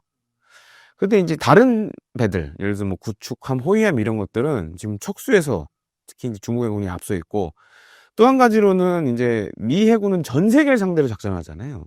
근데 중국 해군은 대부분 다 이 인도 태평양 지역에 작전을 합니다. 그러다 보니까 미 해군 전투함들은 전 세계에 산재해 있고, 반면에 중국 해군 전투함들은 한 군데 몰려 있고, 근데 미중이 격돌할 장소는 인도 태평양이고, 그러다 보니까는 이제 많은 문제가 생기고 있죠. 또 한 가지로 이제 미국 내 조선 산업이 사실 이제 거의 내리막길이라, 사실 미국에서 자체적으로 지금도 미국 해군의 여러 전투함들을 건조를 합니다. 근데 최근에 어떤 문제가 생기냐면 계획된 일정대로 배가 못 나와요. 계속 지연이 돼요. 그러니까 그게 이제 인력의 노하우 문제도 있고, 또 한 가지로는 지금 이제 코로나19 끝난 다음에 공급망이 붕괴가 돼서 여러 가지 중요 구성품 만드는 업체들이 망한 데도 있고 막 이래요. 그러다 보니까는 이런 게 안 들어오면 배가 완성이 안 되잖아요. 그러니까 그런 문제들. 그러다 보니까 굉장히 어려운 상황이죠. 그래서 이제 대안으로 찾는 게 이 인도 태평양의 동맹 국가들을 지금 보고 있어요. 그래서 그 중에는 우리나라도 포함이 돼 있고 일본도 들어가 있는데, 일본 같은 경우에는 사실 이제 자국, 그 일본 해상자위대가 발주한 군함들이 많다 보니까 사실 이제 외국의 배를 뭐 일본 자국 내에서 건조한다는 게 말처럼 쉽지가 않아요. 예. 왜냐면 이제 일본도 중국과의 대결을 좀 고려를 해서 군비 증강도 하고 있고, 그다음에 이제 해상자위대 전투함도 늘리고 있고, 그러다 보니까 이제 대안으로 찾아지는 게 이제 우리나라인데, 뭐 우리나라 같은 경우에는 뭐 세계적인 조선 강국이고 뭐 이런 특징들을 갖고 있는 상황입니다. 그래서 지금 차기 정부가 만약에 들어서면 한미 간의 그런 미 해군 사업 관련된 여러 협력안들이 나올 것 같고, 기회가 정말 잘 맞아 떨어지면 미 해군의 뭐 호위함이라든가 이런 것들을 국내에서 건조할 수 있지 않을까, 이런 것들도 좀 기대되는 측면이라고 좀 말씀을 드리고 싶습니다. 저걸 빨리 못하면 중국과의 경쟁에서 뒤처질 수 있다, 질 수 있다, 이런 지금 경각심을 갖고 있기 때문에 지금 근데 뾰족한 방법이 없어요. 예. 그래서 이제 그런 측면에서 한미 간의 그런 조성은, 특히 이제 해군 관련된 사업들의 여러 좀 협의들이 진행될 걸로 예상이 되는 상황입니다. 시진핑이 최근 군부 고위 간부들을 대규모로 숙청하고 있는데 이유가 무엇인가요? 이 질문을 최근에 제가 많이 들어요. 그 많이 듣는 이유를 생각해 보니까 유튜브에서 중국의 군부에 문제 있고 뭐 하다는 이야기를 하는 사람들이 늘어서인 것 같습니다. 그런 몇몇 분들이 중국에 지금 군부에 문제가 생겼어, 뭐 장군들이 숙청을 당했어, 뭐 이런 얘기를 하는 분들이 늘어나가지고 그런 얘기가 나오는 것 같은데, 군부 숙청은 대부분 작년에 이루어졌죠. 그리고 지금 벌써 4월 아닙니까? 그 얘기를 이제 지금 와서 꺼내서 하는 얘기에는 배경이 있다고 생각합니다. 근데 뭐 오늘 여기서는 말씀드리지 않겠어요. 근데 이 중국에 대한 이야기를 할 때 우리는 대개 두 부류의 사람들을 만나게 됩니다. 양쪽 모두 답정너 같은 것인데, 시작은 똑같은 걸로 시작을 하더라도 그래서 중국은 큰일 났어, 그래서 중국 공산당은 나쁜 놈이야, 무슨 얘기가 앞에 붙어도 이제 그렇게 되는 그룹이 있고, 또 그 반대에서는 중국은 너무 대단해, 중국은 그렇게 될 리가 없어, 중국은 더 발전할 거야. 근데 저보고 물어보면 누구나 자기 자신은 중도라고 하지 않습니까? 저도 저 자신은 중도라고 생각합니다. 근데 저는 이런 질문을 받을 때 좀 조심스러운 것이, 제 의도와 관계없이 해석이 어느 한쪽으로 될 수 있다라고 생각합니다. 그래서 지금 하신 질문에 대해서 답변을 드린다면은, 지금 중국 군부는 굉장히 어지럽다. 맞습니다. 예, 맞습니다. 그럼 어느 정도로 어지러우냐? 금년 들어서 중국이 타이완을 둘러싸고 엄청난 그 군사적 압박을 가하고 있죠. 그 작년보다도 훨씬 그 수위라든가 규모가 늘었습니다. 그러면 만일에 작년보다 군부가 더 어지러워지고 있다면 그런 대규모 군사 훈련이 가능할까요? 이 군부에 있는 실력자들이 나를 어떻게 할지도 몰라. 그런데 시진핑 주석이 너희들 군대 몇만 명 데리고 군사작전 나가봐 라고 할까요? 그러니까 제 입으로 뭐 인민해방군은 안정적이다 뭐 이렇게 얘기하는 것보다, 그런 객관적인 사실을 생각해 보면 시진핑 주석이 군부를 장악 못하고 있다든가, 또 일부에서 얘기하는 것처럼 뭐 쿠데타가 일어날 것 같다든가, 시진핑 주석이 뭐 병에 걸려서 이제 뭐 근무를 못하고 있다든가, 하여튼 별의별 소리가 나오는데, 물론 그것이 사실일 수도 있습니다. 그런데 분명한 증거가 없는 상태에서 확실한 근거로 우리가 생각할 수 있는 것들, 예를 들어 인민해방군이 동원하고 있는 병력의 규모가 점점 더 커지고 있다는 것, 그 규모가 점점 더 커지고 있다는 것, 빈도 또한 더 자주 일어나고 있다는 것을 생각해 본다면 그럴 가능성은 매우 적다고 봐야 되겠죠. 시진핑이 군부에 대한 확실한 장악력을 가지고 있다고 봐도 될까요? 장악력을 얻었다는 거는 그 이전에는 장악력이 약했는데 이제는 강해졌다라고 해야 되는데, 그런 것은 아닌 것 같죠. 이 장악력이 약해졌다기보다는 군부와 시진핑 주석과의 관계가 근본적인 변화는 없고, 다만 이제 시진핑 주석이 키우고 단련시켜온 군부 지도자들이 그렇게 부패 행위를 많이 했기 때문에 그 문책을 당한 거죠. 처벌을 당한 것이고, 그래서 그 뒤를 이은 사람들 입장에서는 저는 그렇지 않습니다. 저는 열심히 자기 일을 하고 있습니다를 보여야 되는 입장이 되고, 시진핑 주석도 지금 군부가 이제 정상화됐어 라고 이렇게 보여줘야 되는 그런 상황에 있죠. 그러니까 군부가 보다 좀 여러 가지 모습을, 긍정적인 모습을 보여주려고 애쓰는 건 당연하다고 생각합니다. 중국군의 부패는 얼마나 심각한 수준인가요? 정확히 어느 정도 수준이냐라는 거를 얘기하기는 어렵죠. 그 다음에 지금 이야기하고 있는 거는 작년에 있었던 로켓군을 중심으로 이야기가 될 텐데, 정확한 규모는 알려지지 않았습니다. 그런데 대부분 부정축제의 규모가 보통 뭐 수백억 위안 정도가 되니까, 우리로 치면은 조 단위로 100억 위안이면 지금 한 2조 되잖아요. 그러니까 엄청난 규모인 것이고, 또 그로 인해서 이제 중국의 군수산업 높은 사람들도 많이 지금 잡혀갔으니까 그 사람들이 그 부정축제한 그 규모도 엄청나죠. 그런 걸 보면 대단한 규모로 일어났다고 생각할 수 있습니다. 시진핑의 종신 집권은 정말 가능할까요?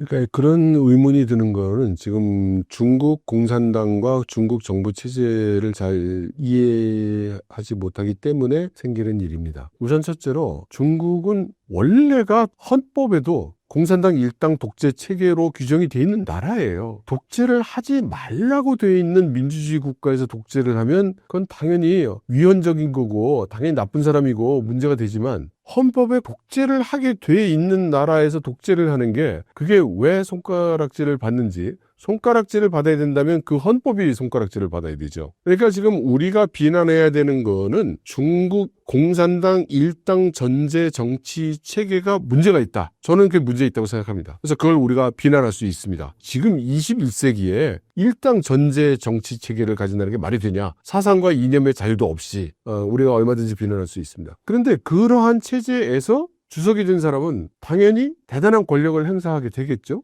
그런데 그게 여기서 우리가 좀 생각해 봐야 될 건, 그 사람 개인이 지금 권력이 강한 것이냐, 아니면 중국 공산당의 권력이 강한 것이냐 이거죠. 우리 그 한국 사람들 입장에서는 우리가 민주체계에서 독재의 과정을 다 경험을 했기 때문에 독재에 대한 당연히 반감이 있고 부정적으로 보고 비난을 하게 되는 건 당연합니다. 근데 그러면 시진핑 주석은 독재를 하는데, 그럼 그 전에 뭐 강택민이나 후진타오나 그럼 이런 사람들은 독재를 안 한 건가요? 왜 굳이 시진핑 주석에 대해서만 그렇게 독재라는 얘기를 많이 하는 걸까요? 그러니까 임기가 3년임을 최초로 한 상황이 있었는데, 이거를 지금 그 많은 분들이 시진핑이라는 개인이 권력을 장악하고 강화했기 때문에 나 계속 평생 집권하고 싶으니까 이거 다 규정 바꿔! 이렇게 해가지고 바꾼 것으로 이렇게 해석을 하시는 것 같아요. 왜냐? 우리나라의 그 독재 정권들이 그렇게 했기 때문에. 근데 그건 우리나라고요. 중국의 경우는 좀 다릅니다. 그래서 저는 이것을 시진핑이라는 개인이 권력이 강화된 측면이 분명히 있겠지만, 그러나 이것은 중국 공산당 내에서 어떤 컨센서스가 이루어졌다고 보고, 중국 공산당이 이게 1인 체제 가야 되겠다는 그런 인식이 생겼기 때문에 가능했다고 봅니다. 조금 설명을 더 드리면, 중국은 공산당 일당 전제 정치 체계 아닙니까? 그러니까 모든 권력은 우리나라처럼 국민으로부터 나오는 게 아니라 모든 권력은 중국 공산당에 있는 겁니다. 모든 중국 공산당의 권력은 중국 공산당 당 중앙에 있는 겁니다. 그리고 모든 당 중앙의 권력은 당 중앙 상무위원회에 있는 겁니다. 그 상무위원회가 7사람이 있는 거고요. 그런데 그 상무위원회가 지금까지는 소위 권력을 분배해서 운영을 해왔어요. 그런데 3년임을 하면서 사실상 실질적으로는 형식적으로는 이제 그 역할이 다 남겨져 있고 또 실제로는 나뉘어져 있지만, 시진핑 주석이 결정할 수 있는 범위나 리더십의 강도는 강해진 것은 사실입니다. 그래서 그렇게 얘기할 수 있어요. 그러나 우리가 지금 독재 이럴 때 떠올리는 전두환, 박정희 이런 식의 독재와는 다르다. 그렇게 말씀드리겠습니다.